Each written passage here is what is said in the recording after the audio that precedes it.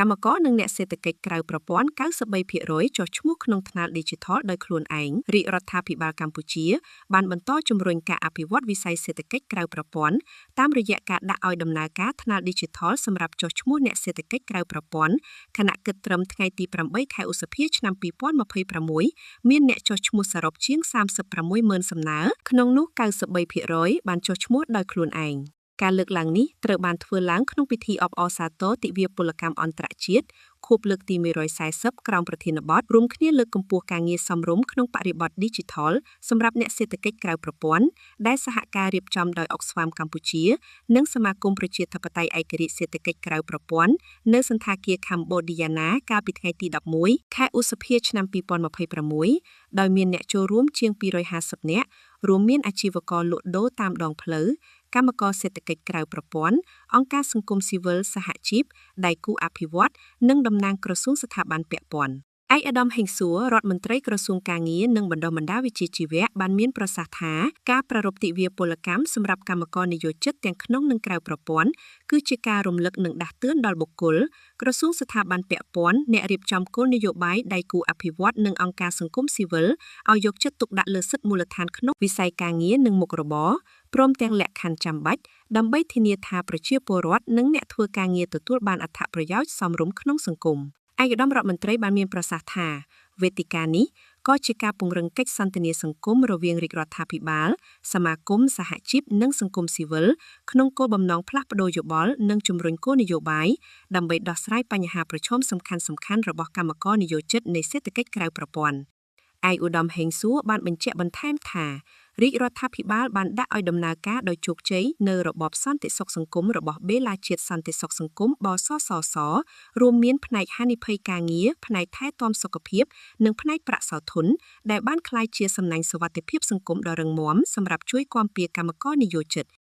ឯកឧត្តមរដ្ឋមន្ត្រីបានគូបញ្ជាក់ថាគោលដៅរួមរបស់រាជរដ្ឋាភិបាលនាពេលបច្ចុប្បន្នគឺចង់ជួយអ្នកប្រកបមុខរបរនិងអ្នកធ្វើការងារក្នុងវិស័យសេដ្ឋកិច្ចក្រៅប្រព័ន្ធដែលធ្លាប់ប្រឈមការលំបាកឲ្យអាចចូលមកក្នុងប្រព័ន្ធផ្លូវការដើម្បីទទួលបានអត្ថប្រយោជន៍និងការគាំទ្រសម្រាប់កម្មករនិយោជិតនៃសេដ្ឋកិច្ចក្រៅប្រព័ន្ធនៅតាមសហគ្រាសនិងសិប្បកម្មតូចៗដែលមិនទាន់បានចុះបញ្ជីនៅក្រសួងឯកឧត្តមរដ្ឋមន្ត្រីបានលើកទឹកចិត្តឲ្យចូលទៅចុះឈ្មោះតាមថ្នាល Digital ដែលគ្រប់គ្រងដោយក្រសួងឧស្សាហកម្មវិទ្យាសាស្ត្របច្ចេកវិទ្យានិងនវានុវត្តន៍ដើម្បីអាចទទួលបានការគាំទ្រពីគោលនយោបាយសង្គមនិងសេដ្ឋកិច្ចរបស់រាជរដ្ឋាភិបាលជាមួយគ្នានេះឯកឧត្តមម៉ាត់សារីអនុរដ្ឋលេខាធិការនិងជាប្រធានលេខាធិការដ្ឋាននៃគណៈកម្មាធិការសម្របសម្រួលការអភិវឌ្ឍសេដ្ឋកិច្ចក្រៅប្រព័ន្ធកសអសកបានថ្លែងថា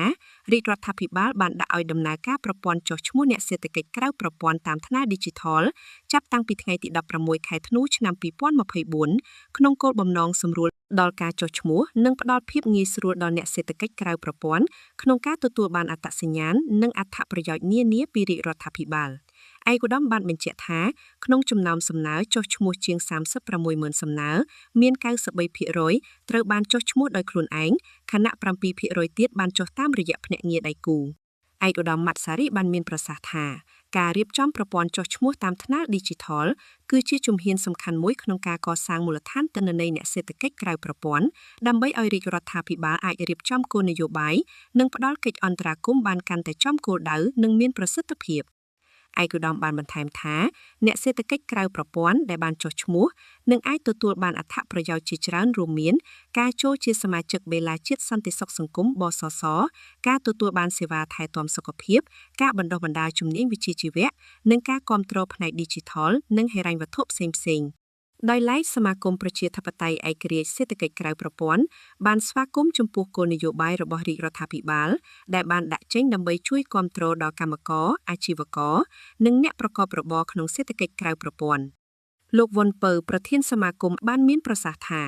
ការដាក់ចេញយុទ្ធសាស្ត្រជាតិស្តីពីការអភិវឌ្ឍសេដ្ឋកិច្ចក្រៅប្រព័ន្ធនិងការបង្កើតថ្នាល Digital សម្រាប់ចុះឈ្មោះគឺជាជំហានវិជ្ជមានក្នុងការលើកកម្ពស់សិទ្ធិនិងជីវភាពរស់នៅរបស់អ្នកសេដ្ឋកិច្ចក្រៅប្រព័ន្ធលោកបានថ្លែងថាអ្នកសេដ្ឋកិច្ចក្រៅប្រព័ន្ធគឺជាកម្លាំងដ៏សំខាន់មួយសម្រាប់សេដ្ឋកិច្ចជាតិប៉ុន្តែកន្លងមកពួកគាត់នៅមានភាពងាយរងគ្រោះនិងទទួលបានការការពារសង្គមនៅមានកម្រិត ដូច្នេះការអនុវត្តយុទ្ធសាស្ត្រជាតិនេះត្រូវការកិច្ចសហការពីគ្រប់ភាគីដើម្បីធានាថាកម្មករអាជីវករនិងអ្នកប្រកបរបរតូចៗអាចទទួលបានអត្ថប្រយោជន៍ពិតប្រាកដលោកវ៉ុនពៅក៏បានអំពាវនាវឲ្យមានការបន្តកិច្ចសហការរវាងសមាគមអង្គការតំណាងអ្នកសេដ្ឋកិច្ចក្រៅប្រព័ន្ធនិងស្ថាប័នរដ្ឋជាពិសេសជាមួយក្រសួងឧស្សាហកម្មវិទ្យាសាស្ត្របច្ចេកវិទ្យានិងនវានុវត្តន៍ដើម្បីរៀបចំការបណ្ដុះបណ្ដាលនិងពង្រឹងសមត្ថភាពដល់កម្មករនិងអ្នកប្រកបរបរក្នុងវិស័យសេដ្ឋកិច្ចក្រៅប្រព័ន្ធលោកបានបន្ថែមថាការបណ្ដុះបណ្ដាលគួរផ្ដោតលើជំនាញពាក់ព័ន្ធនឹងការងារការប្រើប្រាស់បច្ចេកវិទ្យា Digital និងជាពិសេសនីតិវិធីនៃប្រព័ន្ធចុះឈ្មោះអ្នកសេដ្ឋកិច្ចក្រៅប្រព័ន្ធតាមថ្នាល Digital ដើម្បីឲ្យកម្មករនិងអាជីវករអាចយល់ដឹងនិងចូលរួមក្នុងប្រព័ន្ធបានកាន់តែទូលំទូលាយនិងមានប្រសិទ្ធភាព